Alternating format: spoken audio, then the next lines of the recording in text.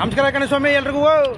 ನೋಡಿ ಸ್ವಾಮಿ, ಒಂದಷ್ಟು ಜನ ಹೊಸ ಬಟ್ಟೆ ಅಂಗಡಿಯವರು ನಾವು ಆ ಆಫರ್ ಕೊಡ್ತೀವಿ, ಈ ಆಫರ್ ಕೊಡ್ತೀವಿ, ಗ್ರ್ಯಾಂಡ್ ಓಪನಿಂಗ್ ಮಾಡ್ತೀವಿ ಅಂದ್ಬಿಟ್ಟಮ್ಮ ಜನಗಳಿಗೆಲ್ಲ ಮುಂಗ್ಪೂದಿ ಏರ್ಸ್ಬಿಟ್ರೆ. ನಾನು ಇವತ್ತು ಒಂದು ಅಂಗಡಿ ಓಪನ್ ಆಗದೆ ಅಂಬಿಟ್ಟಮ್ಮ, ಒಂದು ತಕ್ಕರ ಮುಂದ್ಕ ಬಂದ ಅಂಗಡಿ ಸಿಗೋಲ್ಲ ಯಾವ ಅಂಗಡಿ ಅಂತ.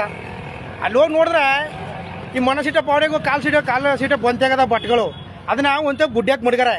ಇನ್ನು ಮಿಕ್ಕಿದ ರೂಪಾಯಿನ ಚೆನ್ನಾಗಿರೋ ಬಟ್ಟೆಗಳು ಏನು ಮಾಡ್ರೆ ಓದಿ ರ್ಯಾಕನ ಮೇಲೆ ಓದ್ ಮಡ್ಗಾರೆ. ನಮ್ಗೆ ಇದಕ್ಕೆ ಎಷ್ಟು ಅಂತ ಹೋದ್ರೆ ಅದಕ್ಕೆ 1000, 700, 800 ಹೇಳ್ತಾನೆ. ಈ ಎಲ್ಲ ಗುಡ್ಡ್ಯಾಕಾರಲ್ಲ ಸಂತಾನ ಮಾರಾಗ ಹಬ್ಬಕ್ಕೆ 200 ರೂಪಾಯಿ, 250 ರೂಪಾಯಿ ಅಂತ ಹೇಳ್ತಾನೆ.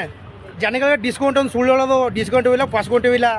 ಅಲ್ಲಿ 250 ರೂಪಾಯಿ ಶರ್ಟ್ಗೆ ಬೇಕು ಅಂತೆ 450 ರೂಪಾಯಿ, 200 ರೂಪಾಯಿ ಅಂತ ಅಂಟಿಸ್ಬಿಡೋದು. ಆಮೇಲೆ ಅದನ್ನ ಆಫರ್ ಕೊಡ್ತೀವಿ 50%, 30% ಅಂದ್ಬಿಟ್ಟಮ್ಮ ಅದೇ ಬಟ್ಟೆನ 250 ರೂಪಾಯಿ, 300 ರೂಪಾಯಿ ಕೊಡೋದು.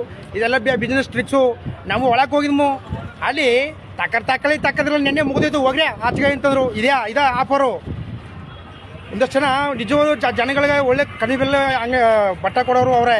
ಇಲ್ಲಿ ಡಿಸ್ಕೌಂಟ್ ಡೇಸಲ್ಲಿ ಗೋರ್ಕ ತಿನ್ನೋರು ಅವರೇ ಬಡರು ಬಗ್ರು.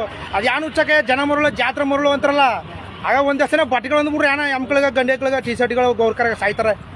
ಯೋಚನೆ ಮಾಡಿ ಬಟ್ಟೆಗಳು ತಗೋಕ್ಕಿಂತ ಮೊದಲೇ ಒಳ್ಳೆಯವ್ರು ಯಾರು ಕೆಟ್ಟರ ಅಂತ ಯೋಚನೆ ಮಾಡಿ. ನಮಸ್ಕಾರ ಎಲ್ರಿಗೂ.